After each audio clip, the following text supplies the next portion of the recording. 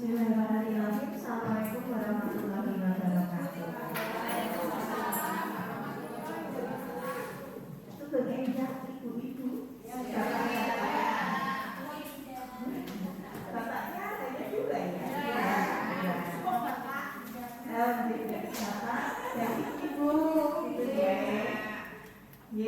Perkenalkan saya di sini Dr. Tina. Saya ditugaskan hari ini oleh Kepala Puskesmas untuk memberikan panjenengan sedikit materi ya tentang hipertensi dan stroke. Mungkin bisa sambil mengisi atau mengisinya nanti bisa dilanjutkan. Ya, cocok. Nanti jadi PR Bu. Nanti mbak-mbaknya yang di belakang nanti apa namanya pekerjaan bisa diisi setelah melihat boleh atau menyeluruhan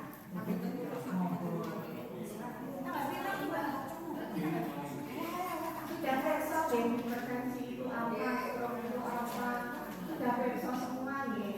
Jadi nanti sifatnya kita di sini hanya cerita saja.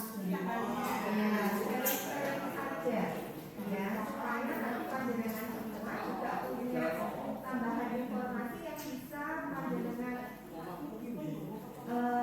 salurkan untuk teman-teman atau mungkin saudara atau mungkin tetangga yang menderita hipertensi dan stroke. Hipertensi itu apa Bu? Ya, darah tinggi. Katakan hipertensi itu apa seperti apa? Tensinya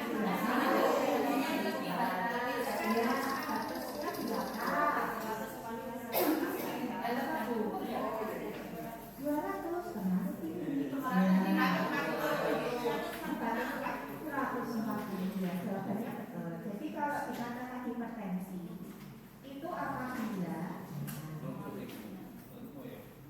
ya ini loh kita lihat. Jadi kalau yang dikatakan hipertensi itu apabila tensinya itu di atas 140 untuk atasnya dan bawahnya di atas atau sama dengan 90. Nah kalau Bu misalnya tensi saya 120 bawahnya 100. Nah itu kalau seperti itu berarti hipertensi atau tidak? Seperti itu tetap dikatakan hipertensi ya. Karena ini akal. Jadi kalau misalnya salah satunya ada yang tinggi ya, itu tetap dikatakan hipertensi. Nah tetapi ada yang ngendiko, oh saya sudah usia 60 Bu, tensi saya 150 kok biasa ya. Jadi kadang-kadang merasa kalau misalnya usianya semakin sepuh tensinya makin tinggi itu adalah hal yang biasa, padahal itu tidak betul. Jadi kalau misalnya tensi kita itu sudah melebihi dari batasnya, itu sudah dikatakan hipertensi.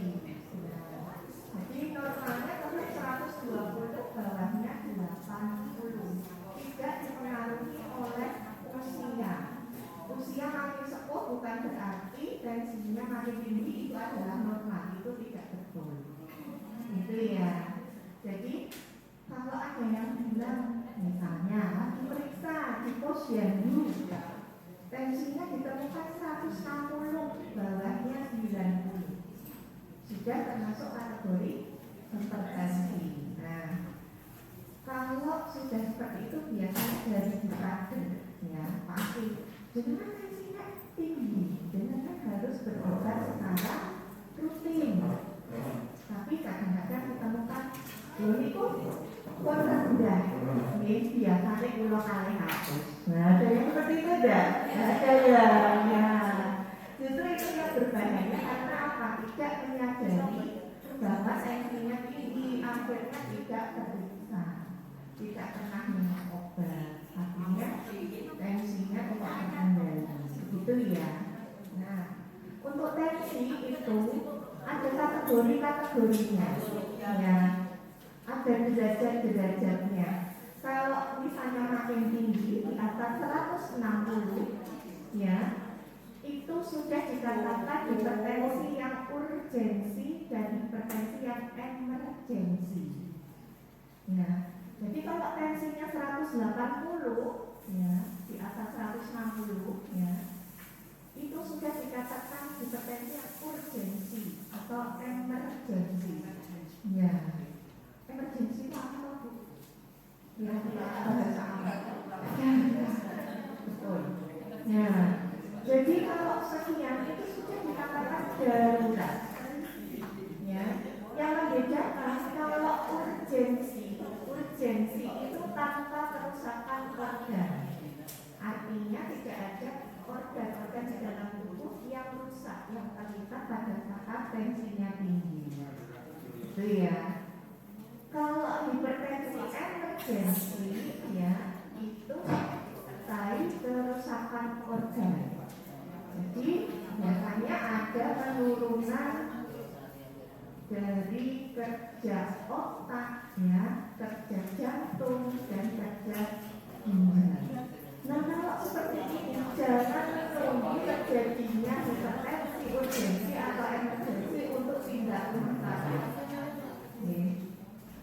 Ya, jangan menunggu kalau tensinya tinggi baru tindak rumah sakit. Nanti hasilnya bisa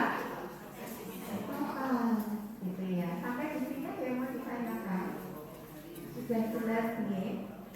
Jadi kalau kita sudah menjadi penderita hipertensi atau ada orang seperti saya hipertensi, anjurkan untuk pengobatan secara rutin. Ampun mundur obat yang datang apotek, ampun dokteri diri. Gitu deh.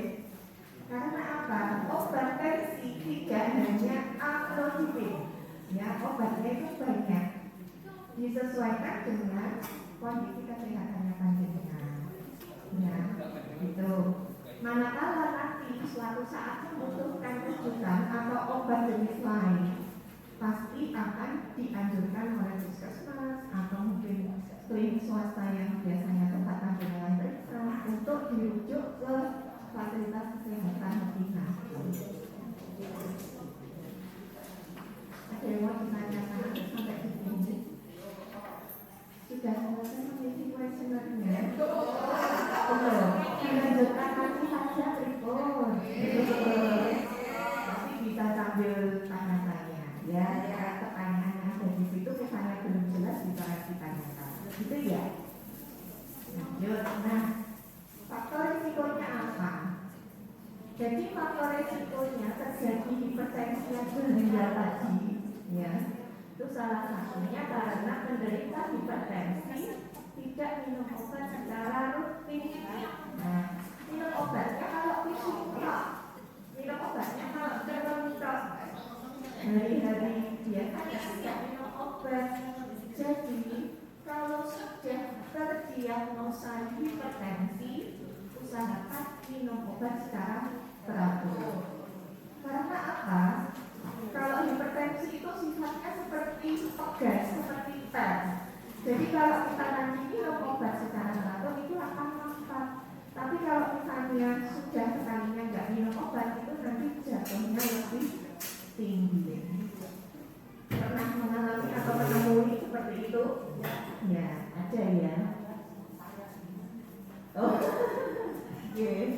Ya. Terus kemudian faktor risiko yang lain adanya kehamilan, ya. Ada yang hamil di sini?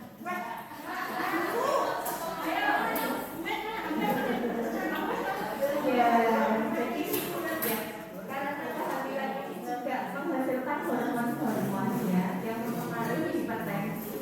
Jadi yang ada juga kondisi kehamilan, kemudian menderita hipertensi tinggi, jadi dikategorikan menjadi preeklamsia.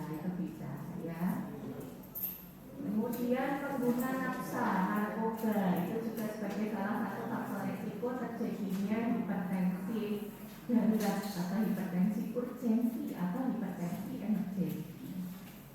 Ya, kemudian penderita hipertensi yang sudah mengalami gangguan ginjal itu juga bisa berisiko untuk mengalami hipertensi urgensi atau emergensi. Lanjut ya. Nah, belum sampai sini. Nah, ada yang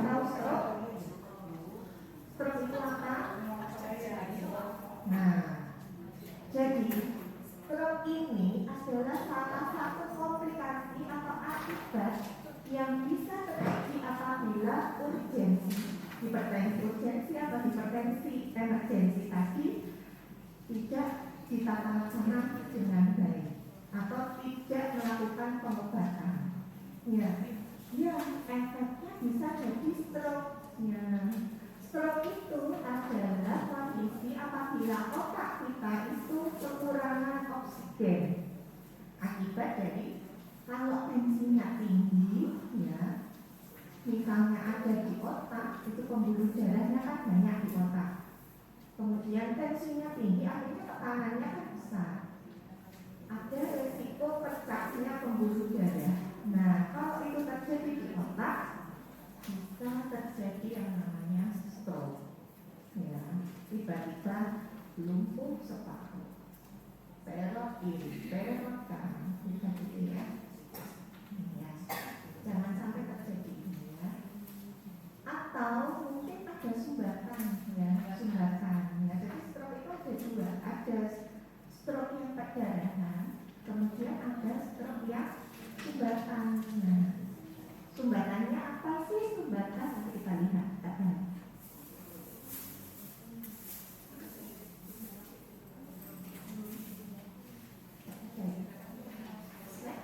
Nah, stroke gangguan fungsi otak karena darah ke otak mengalami gangguan atau berkurang, berlangsungnya mendadak. Akibatnya nutrisi dan oksigen yang dibutuhkan otak tidak terpenuhi dengan baik. Ya, kata-katanya sulit dicerna ini. Sulit gak? Agak ya. Jadi intinya otaknya pada penderita stroke itu kekurangan oksigen ya. Karena apa? Karena ada gangguan yang mendadak oksigennya itu nggak bisa memenuhi otaknya ini. Karena apa? Pembuluh darahnya pecah atau ada sumbatan. Iya. Nah ini stroke ya. Stroke adalah penyakit yang berbahaya. Leres boten ibu bapak. Nah, cara mengenalinya itu kita pakai singkatan segera ke RS. Ya, ada singkatannya jadi gampang dipenannya. Nah, singkatannya ini apa sih se-nya? Nah, ini se-nya senyum tidak simetris. Ya, ya, atau ya, ya, se-nya itu.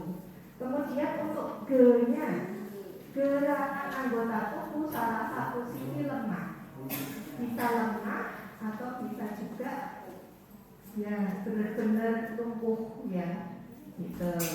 Jadi salah satu sisi, tidak harus separuh semua, bisa tangannya saja atau kakinya saja, seperti itu. Kemudian ra itu dari bicara. Jadi kalau bicaranya jadi pelo atau enggak jelas. Ya. Nah, kemudian ke-nya itu kebas atau kesemutan separuh badan. Ya, tapi bukan berarti kalau misalnya kita penderita hipertensi kemudian ada kebas satu stroke ini ya. Seperti itu ya. Enggak seperti itu juga ya. Enggak seperti itu juga. Ya, karena kesemutan itu gejala yang hampir muncul pada sistem persarafan ya. Kemudian R-nya rabun mendadak, tiba-tiba pandangannya kabur, kok nggak bisa lihat, padahal nggak ada riwayat katarak misalnya seperti itu. Kemudian S-nya sakit kepala hebat mendadak. Ya, ini ciri khas pada stroke yang perdarahan ya. Biasanya disertai dengan sakit kepala yang hebat mendadak. Jadi kita bisa ingat segera ke RS. Se-nya apa bu? Tidak simetris. Ya, error. Ke apa? Anggota tubuh di salah satu sisinya lemah. Raya bicaranya tidak jelas.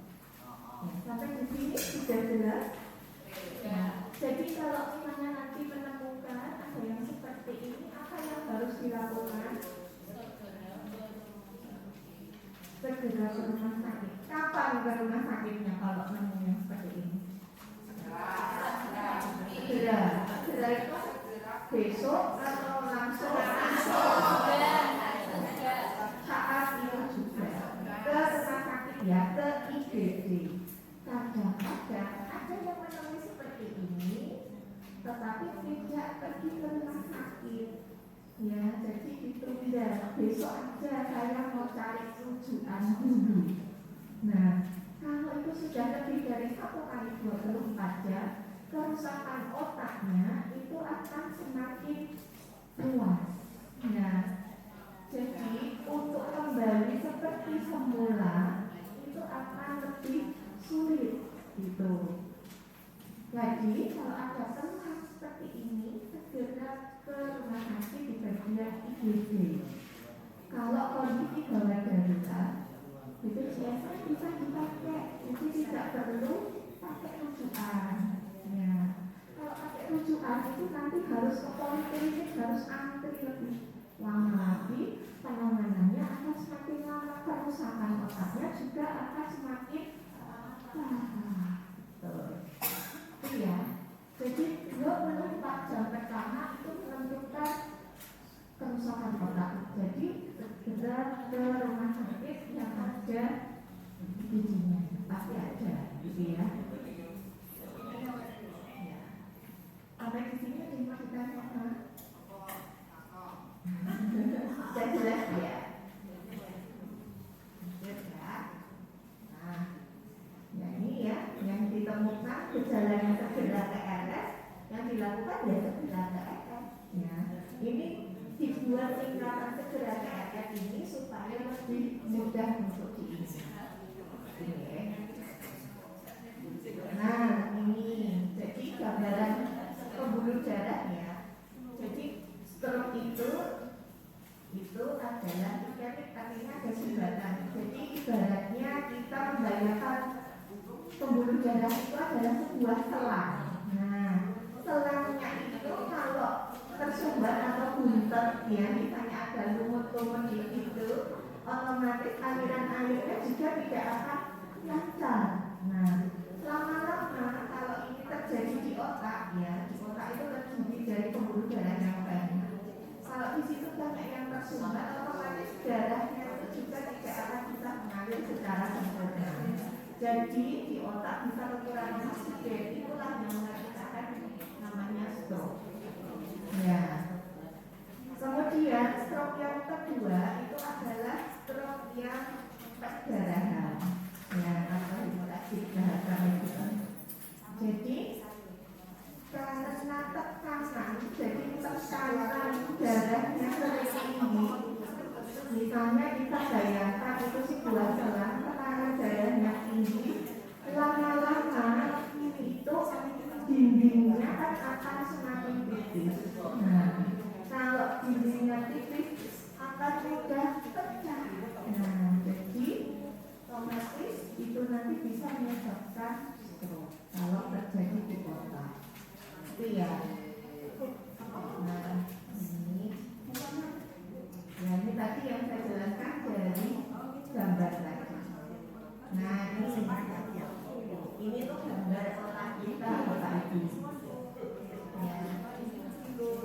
Jadi kalau yang sebelah sini itu adalah sifatnya sumbatan. Jadi kalau misalnya kita lihat di sini, entah di sini atau di sini, itu terdapat hambatan karena ada sumbatan. Ya, sumbatan dari pembuluh darah. Kalau yang ini karena perdarahan. Pembuluh darahnya ini ibaratnya ini, kemudian dinding pembuluh darahnya ini pecah, ya, akhirnya menyebabkan stroke. Karena ini karena ada sumbatan, akhirnya aliran darah yang ada di pembuluh darah ini juga akan tidak lancar, kemudian menyebabkan stroke. Ya. Sampai di sini ada yang mau ditanyakan.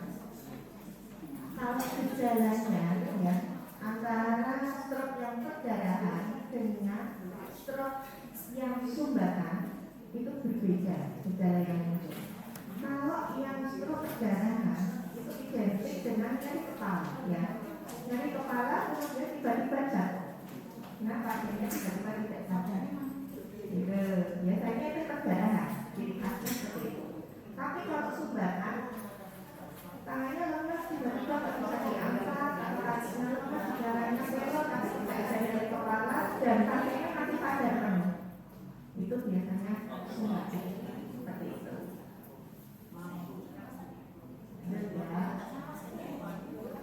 Nah, ini tadi yang saya jelaskan. Ya, perdarahan karena pecahnya pembuluh darah di otak, karena hipertensi tidak terkontrol. Nah, jadi kuncinya hipertensi harus terkontrol. Ya, terkontrol itu seperti apa? Ya, kontrol ke fasilitas kesehatan. Ya, tidak membeli obat sendiri. Gitu ya, karena apa? Obatnya itu bisa saja kombinasi, tidak hanya satu macam obat. Karena golongan-golongan obat anti hipertensi itu banyak. Itu disesuaikan dengan kondisi kesehatannya panjenengan. Gitu nih. Kemudian untuk obat-obatan yang ada di apotek itu juga tidak boleh diminum sendiri karena itu harus menggunakan kesehatan. Itu ya. Lanjut ya. Nah, ini gambaran otak. Jadi sama kayak otak sapi kayak ini tuh gambaran otak pada penderita stroke, ya.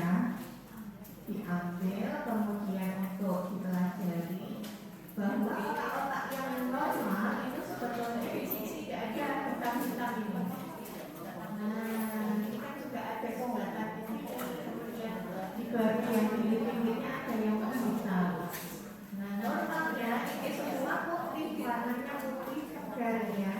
Seperti kalau pandangan misalnya ada otak-otak sapi seperti itu yang sudah. Tapi kalau misalnya melihat ada hitam-hitam, kemudian ada gumpalan-gumpalan seperti ini, berarti ada sumbatan atau perdarahan di situ.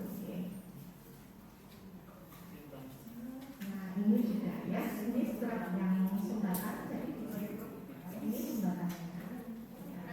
Ini juga sumbatan. Yang kita bukan bukan sumbatan-sumbatannya. Nah, ini ada beberapa mitos yang masih ada di masyarakat terkait dengan stroke. Ya, kalau perutnya encong ketika bangun tidur akibat sambal ya masih berpikiran seperti itu. Tapi masyarakat kira-kira masih ada nggak? Masih ada ya. Nah, kalau kita kan sekarang ya benar. Jadi kalau sekarang kan sudah era modern ya. Jadi kita sudah mendapatkan penyuluhan tentang tanda dan gejala stroke, segera ke RS tadi ya. Jadi ini bukanlah suatu penyakit akibat diguna-guna atau akibat kesambel itu bukan. Ya, jadi apa namanya segera langsung ke rumah sakit terdekat. Kemudian ada juga yang tangannya misalnya sudah tidak bisa digerakkan terus dilakukan tusuk jarum ya pada area-area yang tidak bisa digerakkan itu. Tapi kalau misalnya lakukan akupuntur karena sudah diketahui atau tidak diagnosanya stroke, itu boleh sebagai terapi komplementer untuk rehabilitasi penderita stroke, itu boleh. Tetapi kalau pas awal terus kita tusuk jarum biar darahnya itu keluar, nah itu sebetulnya tidak direkomendasikan. Nah, ini kalau ada gejala stroke ringan atau misalnya gejalanya hilang, itu tidak perlu periksa ke dokter. Nah, itu pengertian yang salah ya. Jadi misalnya kita cuma kebas-kebas aja atau aku begitu, itu ya tetap harus periksa, gitu ya. Ya, mumpung apa namanya kerusakan otaknya tidak sampai berat, ya masih dideteksi awal. Jadi itu untuk kembali seperti semula kemungkinan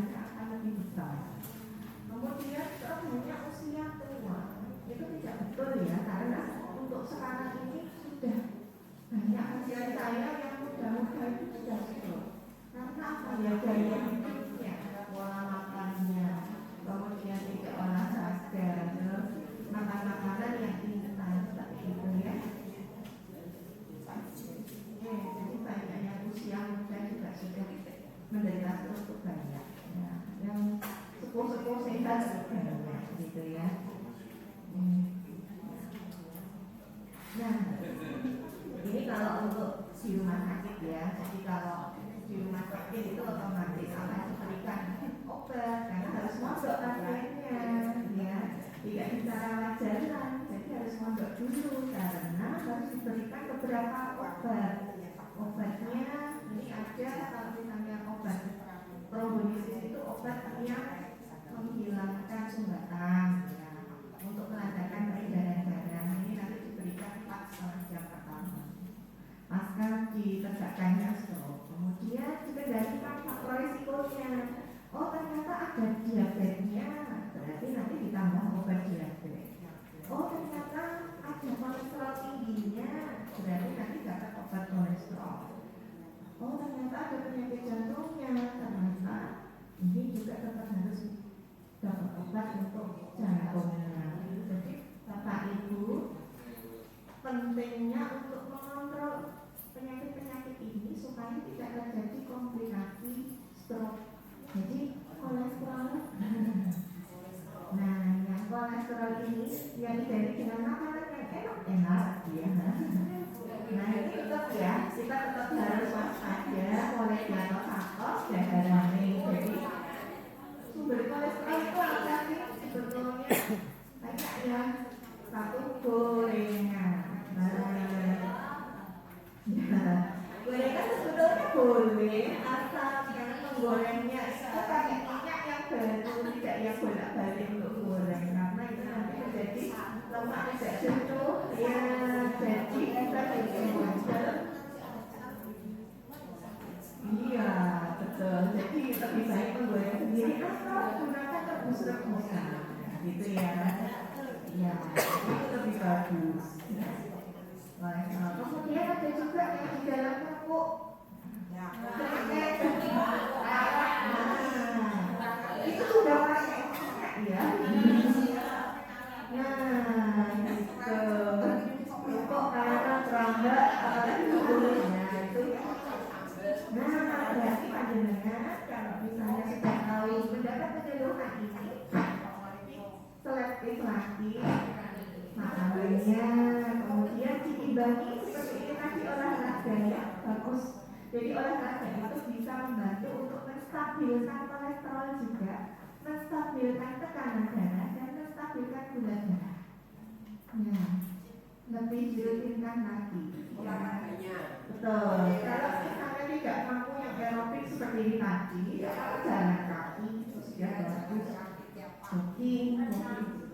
Renang bagus sekali, apalagi dengan masalah kesendian. Tidak apa-apa, itu bisa menyelesaikan kekuatan. Iya, tapi habis itu jangan terus jajan.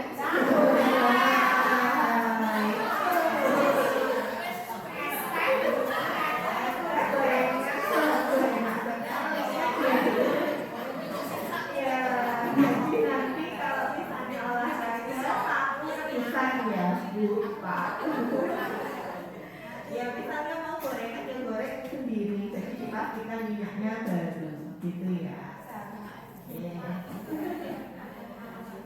Ya, kemudian pada penderita stroke nanti juga akan mendapatkan obat-obatan yang melindungi sarafnya, gitu ya. Kemudian perawatannya kalau rumah sakit ada unit stroke tersendiri itu biasanya disendirikan, tapi kalau tidak ya nanti gabung dengan yang lainnya. Ya, nah ini beberapa hal yang harus kita perhatikan ya. Kalau sudah stroke, apalagi stroke-nya sudah serangan kedua, ya, itu sebagai salah satu penyebab disabilitas jangka panjang. Jadi untuk kembali seperti normal itu lebih sulit ya, lebih sulit. Jadi sahabat tidak terjadi serangan yang kedua dengan cara pengendalian penyakit utamanya. Ya, misalnya disuruh urin kontrol, ya tetap harus kontrol. Itu ya. Ya. Kemudian sebagian besar penderita stroke memiliki disabilitas yang menetap saat pulang dari perawatan. Jadi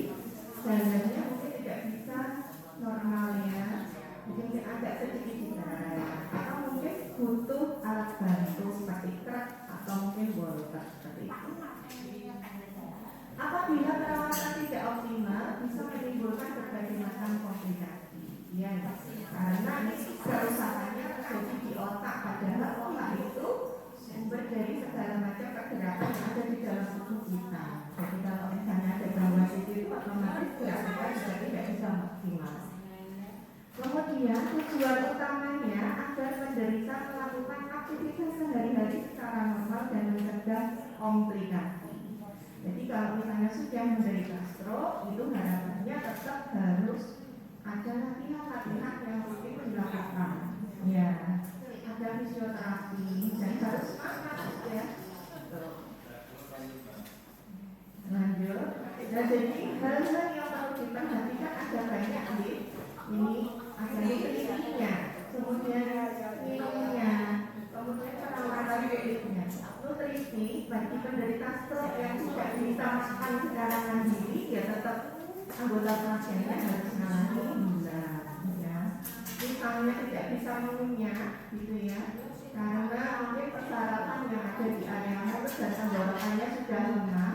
Biasanya ada pemasangan selang, jadi nanti ada selang dari hidung yang masuk ke dalam pencernaan.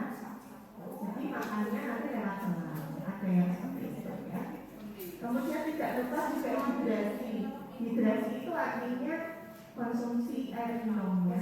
Jadi pada penderita stroke tetap butuh minum ya. Jadi misalnya belum bisa makan minum secara mandiri, ya tetap anggota keluarganya yang harus membantu ya.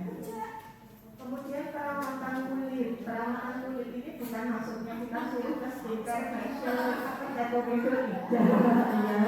Jadi perawatan kulit pada penderita stroke, ada stroke yang hanya berbaring ya.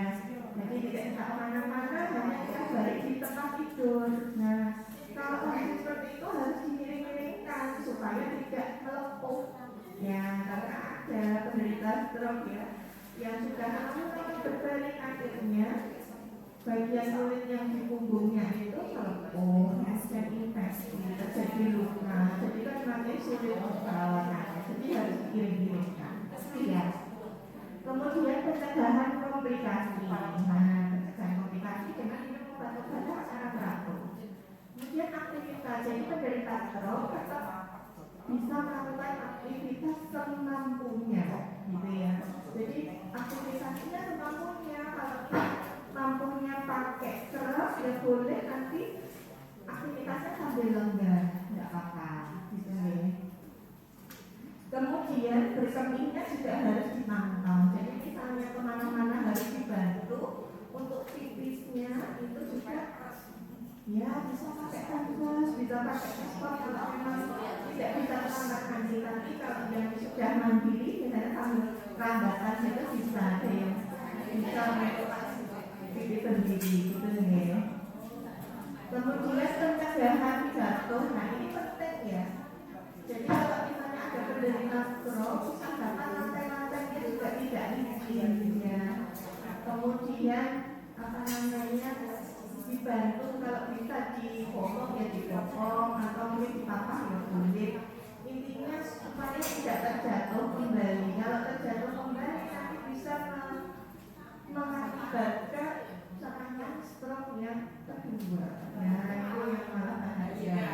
Ya, jadi kita harus betul-betul hati-hati.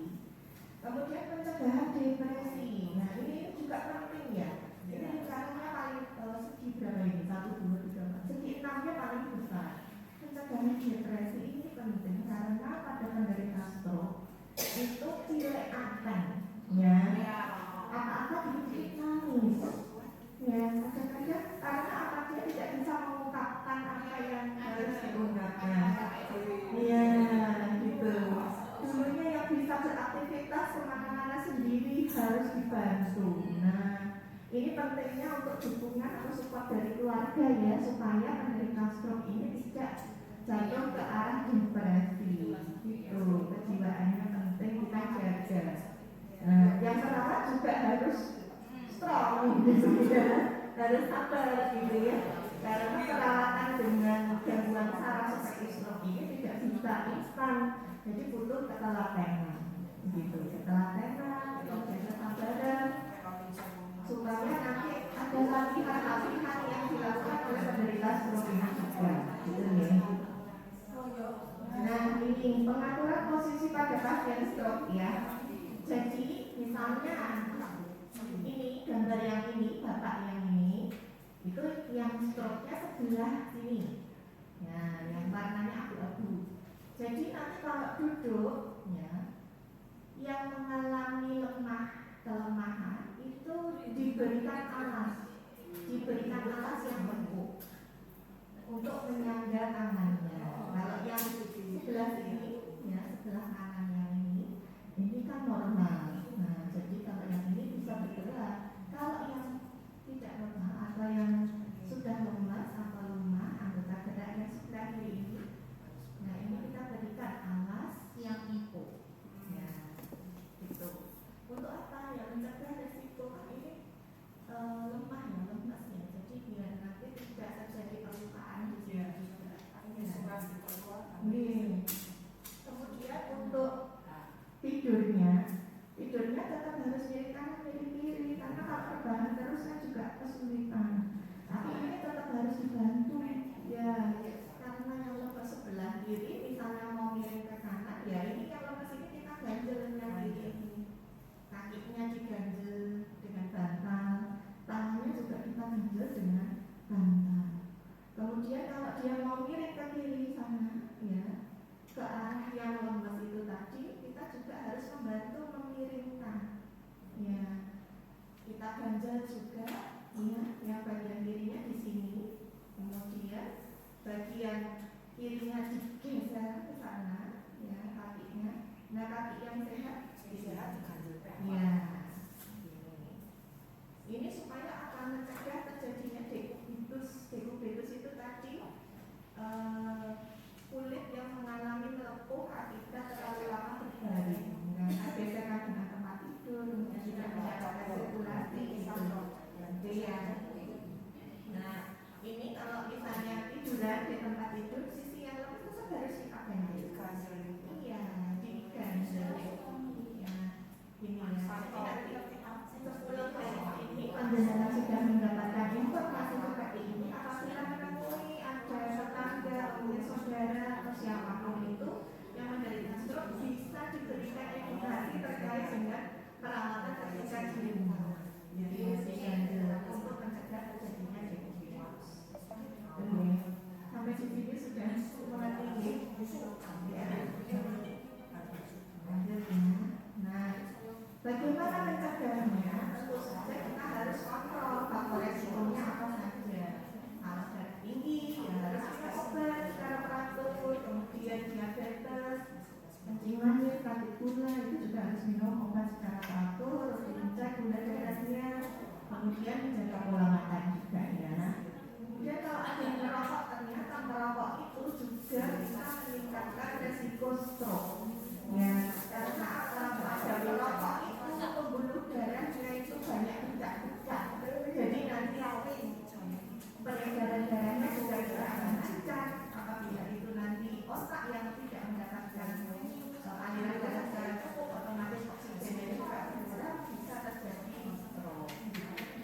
Hiperlipidemi. Nah, hiperlipidemi ini adalah itu dari kolesterol. Nah, pemeriksaan kolesterol itu kan ada 4 gitu Bapak Ibu. Tidak hanya kolesterol total ya. Nah, jadi kolesterol itu kan ada 4 profilnya. Pertama adalah kolesterol total yang harus dikendalikan. Kemudian yang kedua adalah LDL. LDL itu adalah kolesterol yang sifatnya atau lemaknya jahat. Ya, jadi harus rendah. Kalau HDL itu lemak yang baik, ya, jadi harus tinggi. Jadi kalau lemak jahatnya normal, tapi kalau lemak baiknya ternyata masih kurang, ya tetap harus kita naikkan dengan cara konsumsi lemak-lemak baik. Itu punya loh lemak-lemak baik di sekitar kita itu. Salah satunya buah alpukat. Ya, buah alpukat itu salah satu sumber lemak baik. Ya, itu bagus untuk menjaga supaya kolesterol atau lemak-lemak yang ada di dalam tubuh kita ini juga seimbang. Ya, tapi konsumsi ditambah susu kental manis 30 menit ditambah gula.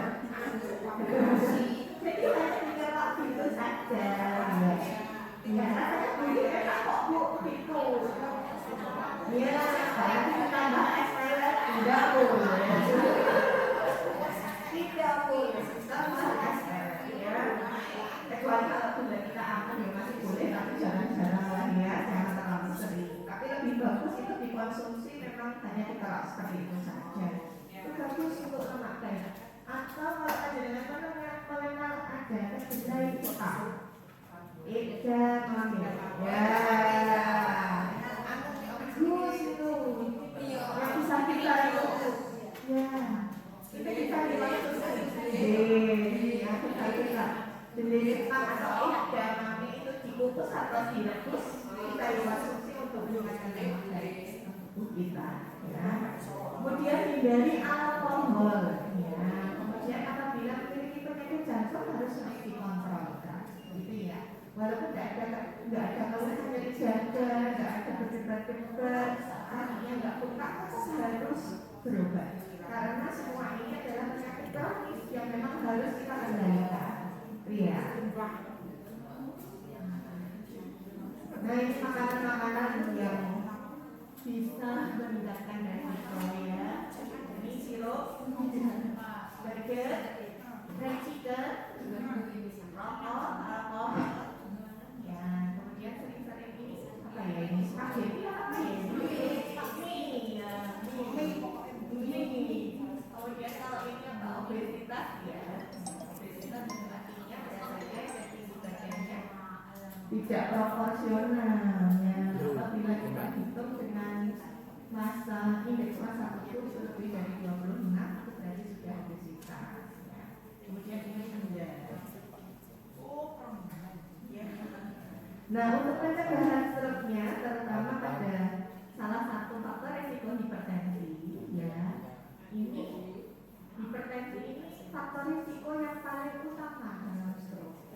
Jadi, kalau hipertensi usahakan tetap harus diobati ya. Ada kadar penurunan darah ya. Itu kurang dari 150 per 90 mm Hg. Kalau pada lansia targetnya 150 per 90 ya.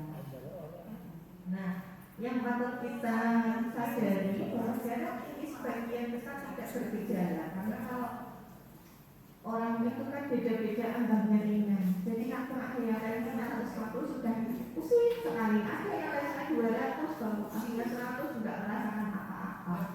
Ya, beda-beda. Ya, betul. Jadi ada nanti tiba-tiba misalnya terjadi komplikasi, nah itu yang tidak kita inginkan.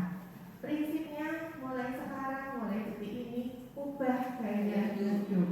Ya. Jadi tidak ada kata terlambat. Ya, tetap mulai sekarang kita ubah gaya hidup, terutama dari pola makan.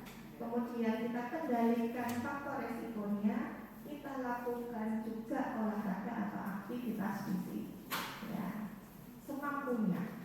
Kalau semampunya seminggu 3 kali nggak apa-apa. Nanti kalau sudah terbiasa otomatis akan bertambah frekuensinya, gitu ya. Ya. Jadi aktivitas fisik itu sebetulnya beda dengan olahraga ya. Kalau aktivitas fisik itu tidak melibatkan otot-otot besar. Ya, kehidupan kita sehari-hari. Ngaku boleh, umbar-umbar boleh, aktivitas fisik ya, ngepel bolak-balik kanan kiri bisa. Nah itu aktivitas fisik. Kalau olahraga itu seperti sepak bola, bulu tangkis, kemudian renang, lari itu olahraga, itu ya.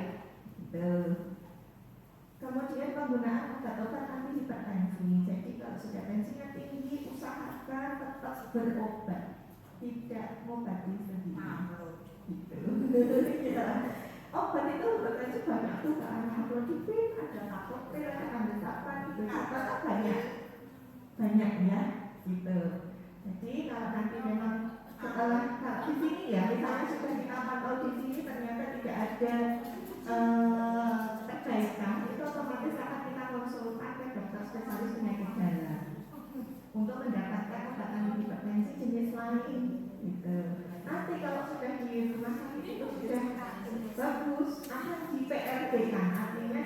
balik ke puskesmas, kemudian mendapatkan resep sama seperti yang ada di rumah sakit, tetapi ngambilnya di apotek yang kerjasama dengan BPJS. Ya, kalau di sini dengan apotek Sari Asri. Ya, ada yang bisa pakai asli enggak di sini? Enggak ada ya. Ya. Sampai di sini ada yang mau ditanyakan. Nah, ini pencegahan stroke-nya salah satunya juga diabetes ya, tapi faktor resiko utamanya itu adalah hipertensi. Kalau diabetes juga bisa menyebabkan stroke ya. Nah, caranya gimana ya? Tetap kembali gaya hidup harus mulai dirubah. Pola makan harus mulai dirubah. Makan enak-enak ya boleh, tapi tidak setiap hari, gitu ya. Kita misalnya lebih baik sehat daripada nanti sakit. Walaupun kita punya penyakit yang artinya dibiayai ya, mending gak usah dipakai, gitu ya. Istilahnya seperti itu. Biar apa namanya kita tidak jatuh ke penyakit kronis karena komplikasinya banyak sekali. Ya. Nah, ini pencegahan. Nah, pencegahannya kolesterol tinggi. Nah, kalau ada kolesterolnya nanti kan dari sini tetap dapat obat, tetapi kembali lagi untuk merubah pola makan, merubah gaya hidup. Nah, ini dalam tubuh ya itu ada lemak baik dan lemak jahat ya. Nah, ini lemak baiknya seperti tadi yang saya sampaikan, yang sebelah sini ini salmon. Nah, biji-bijian.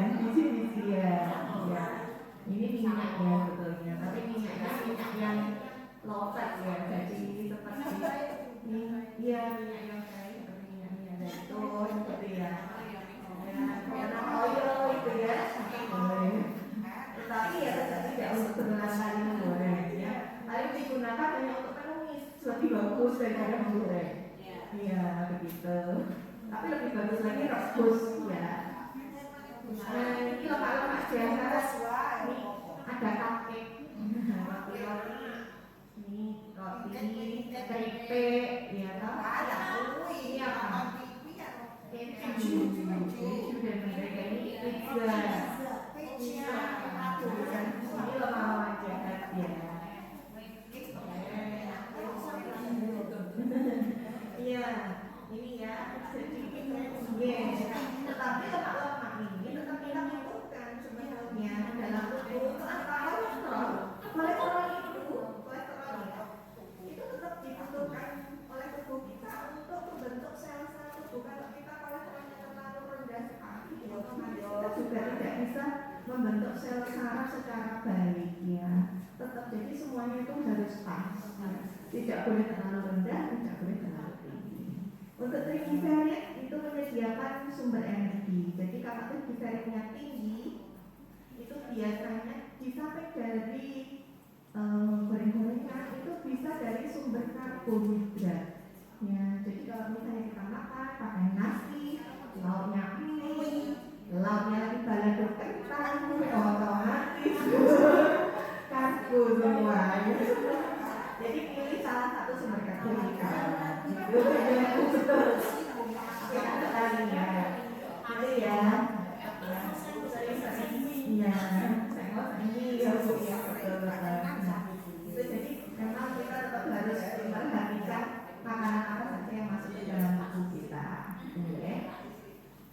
Nah, ini rokok juga harus kita kendalikan ya. Jadi perokok aktif walaupun pasif, ya misalnya kita itu mendapat paparan asam rokok, itu kita juga berisiko ya. Berisiko hingga 2 kali lipat.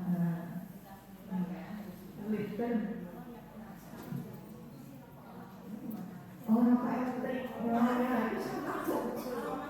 sama, walaupun ada buah, itu sama, resikonya sama dengan rokok-rokok yang seperti ini. Ya, iya betul, sama saja Bu, itu hanya trik untuk ya, itu yang menarik. Ada lagi?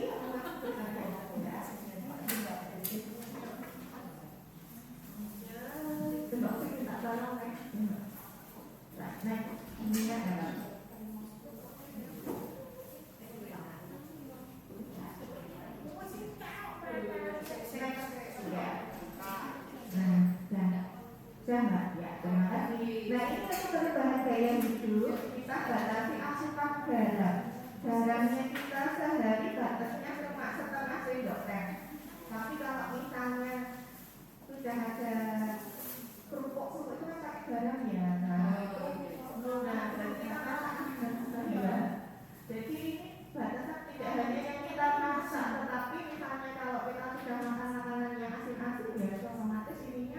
nanti harus lebih sedikit gitu.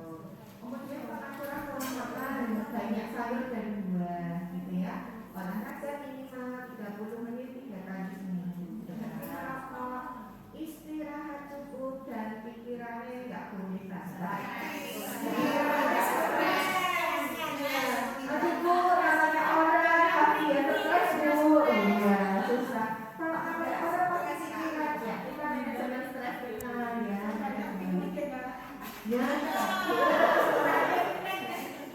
ya cara apa ya namanya menangani stres masing-masing orang kan beda. Ada yang inginnya dan saya tak sendiri dulu. Ada yang yakin ke pengajian, ada acara keagamaan bisa. Ada juga yang mungkin mau di cerita-cerita bisa menghindari stres atau mungkin nonton TV ada juga yang seperti itu ya. Jadi masing-masing cara mengatasi stresnya itu berbeda antara satu dengan yang lainnya.